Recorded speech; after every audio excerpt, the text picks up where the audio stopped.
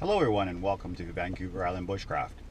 It's a beautiful Sunday morning on Vancouver Island and around 7 o'clock in the morning, and I thought, hey, I'm going to make a video. So I'm heading out into the bush and I thought I'd do a video on edible plants. I was told by someone in my early bushcraft days that there's not a whole heck of a lot of stuff that you can get off of the land in British Columbia, and that if you're not by the ocean, you pretty much can't find anything to eat. Well, let's see if that's true. We're going to head up into the bush and let's see if we can find some edibles.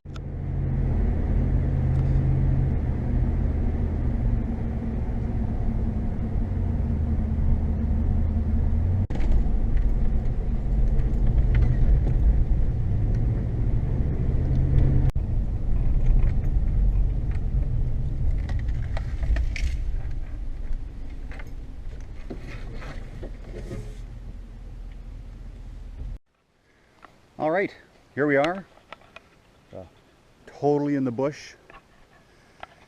Got a little trail that we're going to be heading up there, and this is pretty deep in the woods here.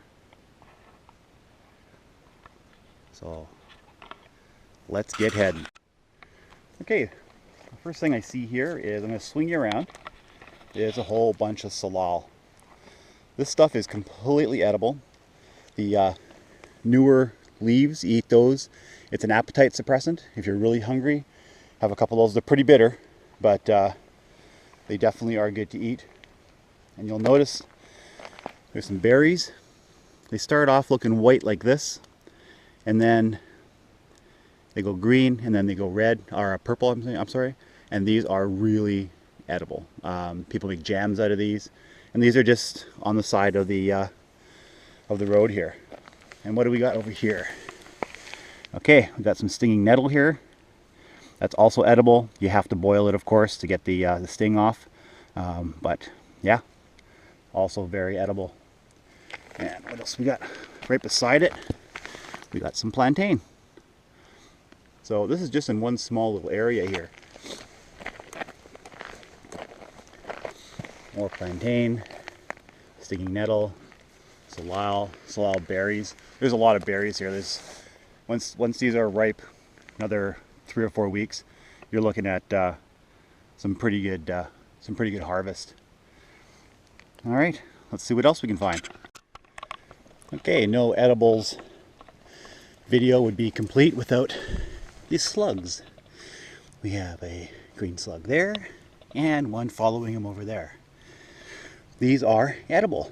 You just gut them, take the guts out, make sure you cook them, and you've got yourself a high protein meal. These two guys here, with a little bit of plantain and stinging nettle, you got yourself a pretty good meal. Say hello. All right.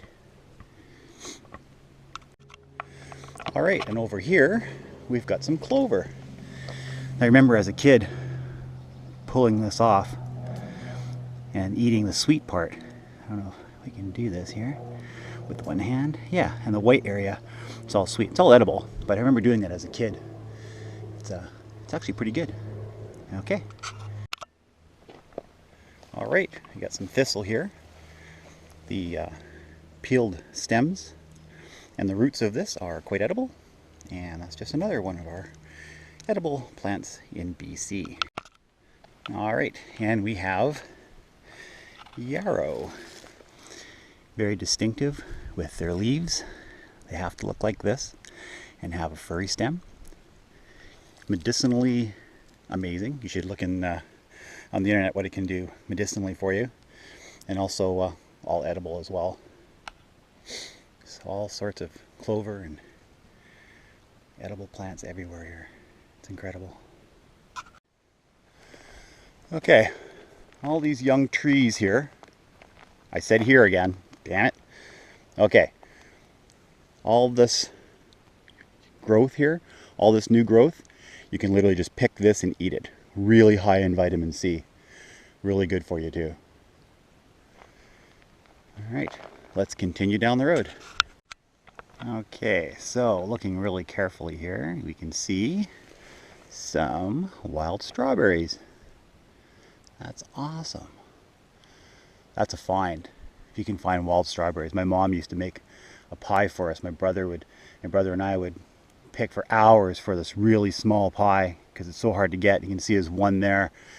I don't even see if there's any others. I don't see any. But yeah, there's a strawberry there. There's a couple more over there. You have to really look. I'm down on one knee. If you just stand up, you're not going to find anything. More plantain here. Stinging nettle everywhere. All this moss, it's all edible. You have to boil it because it grows on rotting vegetation, obviously. So you don't want to eat this raw. Most of the stuff you want to cook, obviously. The berries are fine. But yeah, you cook this full of minerals. Really, really good for you. All right, let's move on.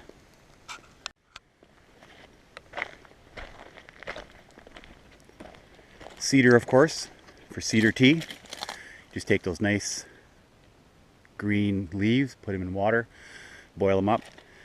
If you're going to be doing a survival thing, you can just go ahead and drink that. It's not a problem. If you're going to do it as a social drink for, say, every day, you want to try to make sure you filter it. There's an oil you don't want to be drinking on a daily basis. So if you do drink it on a daily basis, make sure you strain it out of a coffee cup, or a coffee filter, sorry.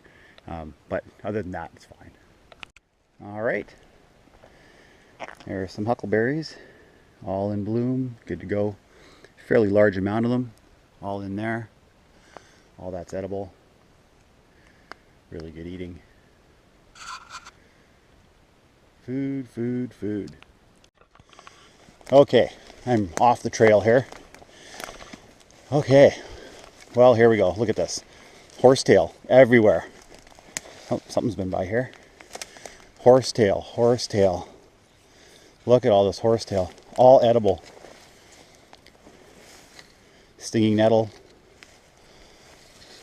There's literally crops and crops and crops. I'm right in the forest now. All this is edible.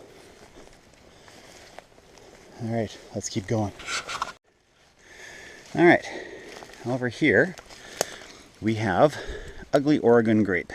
Very weird name, I know. And it produces berries. And when they're purple like this, they are very edible. Make jams and all sorts of stuff out of them. Ugly Oregon grape. All right. And over here, look at the amount of stinging nettle. I'm not going to go too much further down here, but this is all stinging nettle. Those big trees up there, all around here. Stinging nettle has protein, carbs, all sorts of good stuff. Yeah, it's everywhere. Definitely not going through there.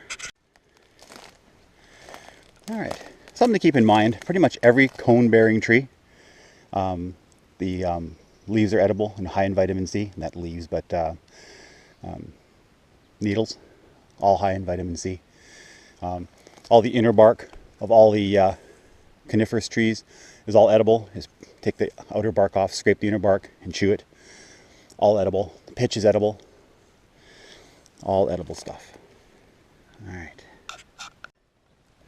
All right, guys. That's pretty much just a few of the things I want to show you.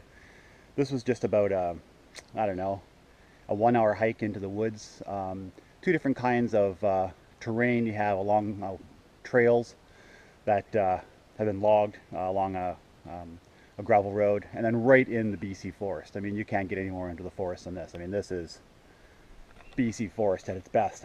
So that's all the stuff you can eat. I mean, there's lots more. I mean, I could make a video for hours probably.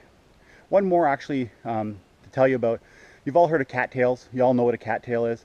Something to keep in mind if you're ever in the woods and you're near a bunch of cattails. Those the roots, the tubers, they contain a lot of starch, and that's going to keep you energetic. You just chew on those and spit out the fibers when you're done. So just another one. There's no cattails around here because there's no water.